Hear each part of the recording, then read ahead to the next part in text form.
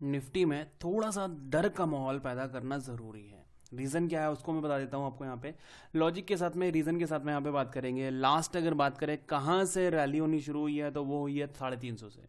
350 पे आज की क्लोजिंग है 900 की। काफ़ी अच्छी यहाँ पे इसने रिकवरी की हुई है। 3 कैंडल में यहाँ पे एक अच्छी खासी इसने बूस्टअप लगा के दिखाया हुआ है।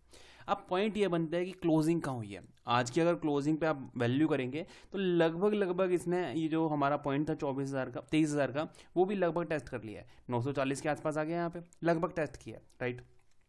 लास्ट अगर देखोगे सपोर्ट थी, यहीं पे कंसोलिडेशन था, उसी जगह पे ये काम कर रहे हैं, ठीक है।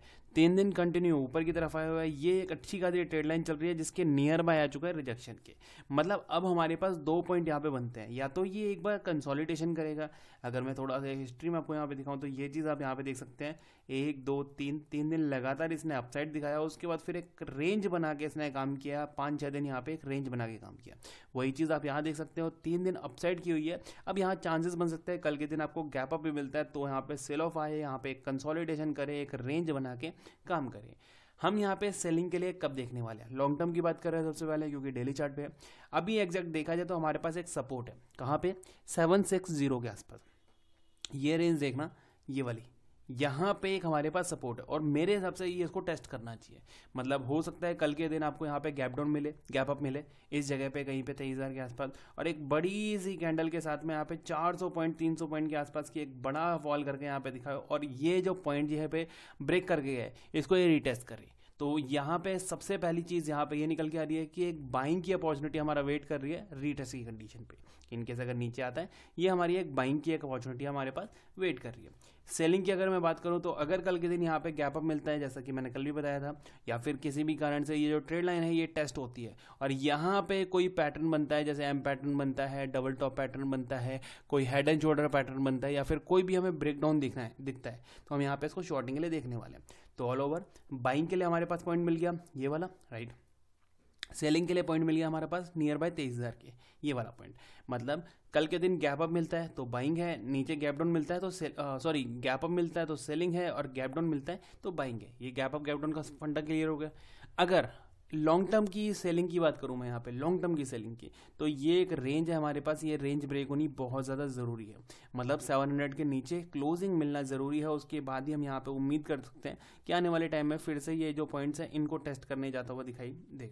तो फिलहाल सबसे पहली ज़रूरत क्या है हमारे पास, 700 ब्रेक होना चाहिए, तब यहाँ पे कोई शॉर्टिंग मिल सकती है। लॉन्ग टर्म के लिए 23,000 ब्रेक होना चाहिए, उसके बाद यहाँ पे कंफर्मेशन आता हुआ दिखाई देगा, और फुल कंफर्मेशन जो है वो 23,200 के ऊपर है, जहाँ के बाद नेक्स्ट जो टारगेट मिलने वाला है वो लगभग 23,800 के आसपास मिल जाएगा।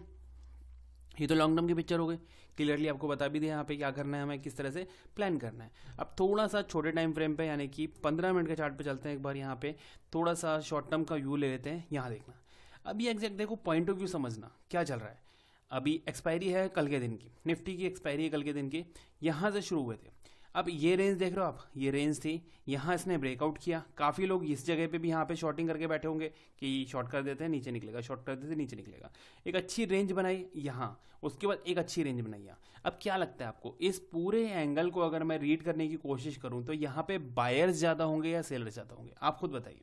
खुद बताइए आप कि यहाँ पे इस रेंज में और यहाँ पे जो ये जो एक मूव दिखाई है, यहाँ पे सेलर्स फंसे हैं या फिर बायर्स फंसे हैं। ऑब्वियसली सेलर्स फंसे हुए हैं, सेलर फंसे हुए हैं।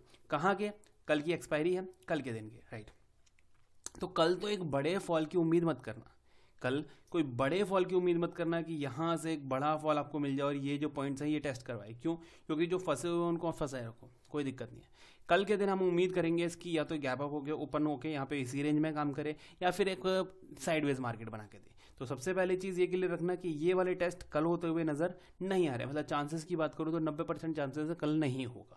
10% तो देखो मार्केट आपको पता ही है कि बहुत ज़्यादा खतरनाक बन सकती है, कि कल को कोई बड़ी न्यूज़ निकल आती है तो यहाँ पे सीधे ही 5-6% नीचे गिर सकता है, तो उसकी हम अलग रखेंगे, राइट।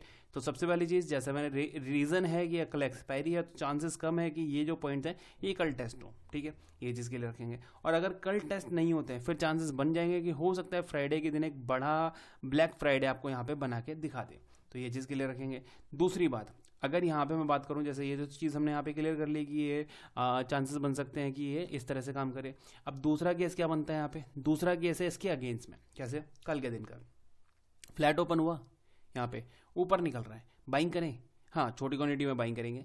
आज का हाई ब्रेक होने के बाद इसको बाइंग करेंगे, यानी कि 40 था ना, 940 के ऊपर बाइंग करेंगे। ज़्यादा नहीं, 60 पॉइंट, 23,000 हमारा यहाँ पे लास्ट फाइनल टारगेट होने वाला है। कोई बड़ा टारगेट नहीं लेंगे। शॉर्टिंग के लिए कल के दिन यहाँ पे देखने वाले हैं नहीं, बाइंग के लिए फ्लैट ओपन होकर ऊपर निकलता है तो बाइंग करेंगे। हाँ, शॉर्टिंग के लिए देखने वाले हैं कब, इन केस अगर गैप अप ओपन हो जाता है, गैप अप ओपन हुआ 23,000 पे, देन यहाँ पे हम शॉर्टिंग के लिए इसको देख सकते हैं। वो भी बड़े टारगेट नहीं, सिर्फ और सिर्फ आज की जो क्लोजिंग है वहीं तक के टारगेट के लिए, इससे ज़्यादा बड़ी उम्मीद मत करना। एग्जैक्ट अगर मैं बोलूँ आपको तो कल के दिन यहाँ पे दो चांसेस ज़्यादा हैं, या तो साइडवेज मोमेंटम यहाँ पे बिल्कुल एक रेंज के अंदर काम करना, या फिर से एक और अप मूव लगा के 23,000 के नियर बाय या फिर उसके ऊपर क्लोजिंग करता हुआ दिखाई दे सकता है। नीचे के फॉल के चांसेस कल कम है। क्यों? क्योंकि रीज़न मैं आपके साथ शेयर कर दिया है, क्योंकि कल एक्सपायरी है। सबसे बड़ा मेन रीज़न ये वाला है। एक बार बैंक निफ्टी को देखते हैं। बैंक निफ्टी ने आज भी काफ़ी सही काम करके दिखाया। बैंक निफ्टी का भी अगर 3 दिन का कामकाज देखें हम यहाँ पे, तो इसने यहाँ से शुरू किया है लगभग 47,700 से, और यहाँ से लगभग 2,000 पॉइंट के आसपास की इसने अपमूव जो है यहाँ पे लगा के दिखाई हुई है। अगर बैंक निफ्टी को यहाँ पे नोट करें तो एग्जैक्ट अगर देखें तो अभी इसके सपोर्ट और रिजेक्शंस काफ़ी दूर दूर हो चुके हैं। कैसे? अगर बात करूँ रिजेक्शन की, रीजन का रिजेक्शन यहाँ पे 50,500 के आसपास है। कितना पॉइंट दूर है? 700 पॉइंट, ये लेवल है, राइट। सपोर्ट की अगर बात करें तो यहाँ पे इसके पास एक सपोर्ट जो है वो बनती हुई नजर आ रही है। अगर ये पॉइंट क्या है, ये है हमारा सर 48,700, मतलब 1000 पॉइंट।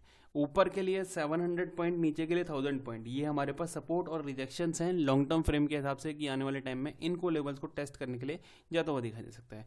चांसेस बन सकते हैं कल के दिन फिर से यहाँ पे ऊपर की रेंज 850 और नीचे की रेंज ये 350, 850, 350, 500 पॉइंट की एक रेंज है। इसके अंदर ये कल के दिन काम करता हुआ दिखाई दे, क्योंकि रीजन आपके साथ निफ्टी के चार्ट पे मैंने शेयर कर दिया है।